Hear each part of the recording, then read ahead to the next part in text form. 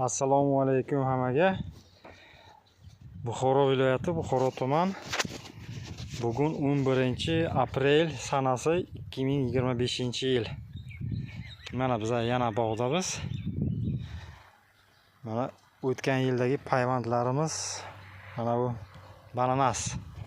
Muskat ta'mli bananas. Juda ham ser hosil ekan. Mana mayni oyini boshlarida ko'k novdaga zakaz olamiz. Mana bu yerda mana bananaslar ser hosil.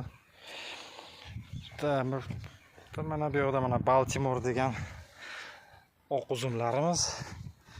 Bu ham mana o'sha hosilga kirgan, ancha-muncha hosil kiribdi. Ana shuna bir qator ana shuna uzumlarimiz ketaveradi.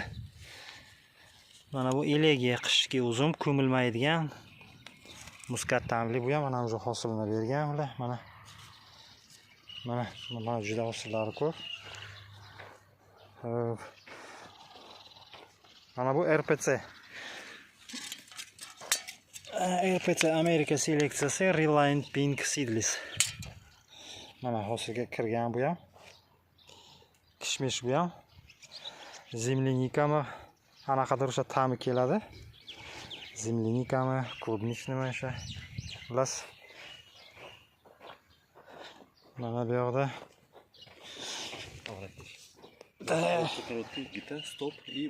Everest deganlarimiz bor. Mana bu yoqda Emir. Mana hammasi hosilga kirgan, shuna sekin-sekin ketaveradi. Ana bu yoqda nima?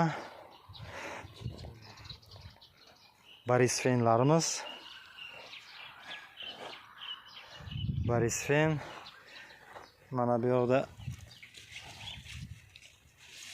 Lamborghinimiz. Mana shunaqa sekin-sekin ketaveradi. Mana bu kishmish Jupiter. Qayerga yozilgan? Mana Jupiter degan nomli kishmish, Amerika kishmishi. Mazasi zo'r. Mana sel hosil ekan o'zi ham. Mana juda ham ser hosil. Mazasi ham zo'r. Mana chiroyli barglari ham ekan. Shunaqadir bir neobычный barglari ham bor ekan. Bu Jupiter qora kishmish. Qanaqadir fruktoviy ta'mga ega. Mana bu yoqda yana bananas. Mana bunisi karnaval.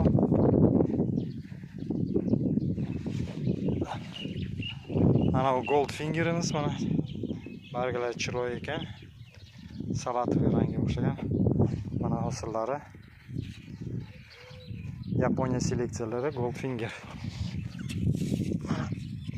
Nomi balki mana bular muskat ta'mli Ukraina seleksiyasi. Mana o'sha hosilga hammasi deyarli o'sha kirgan. Hatyusha degan sorti. Undan shuna ketaveradi hammasi. Mana bu yoqda Juravchik, Vishnevoy. Mana bu yoqda Pompey degan. Nomi ko'rinyapti, Pompey degan. Shuna ketaveradi. Mana bu Buba degan mana. Mana bunisi Buba. Oq uzum, danakli, yirik. Katta.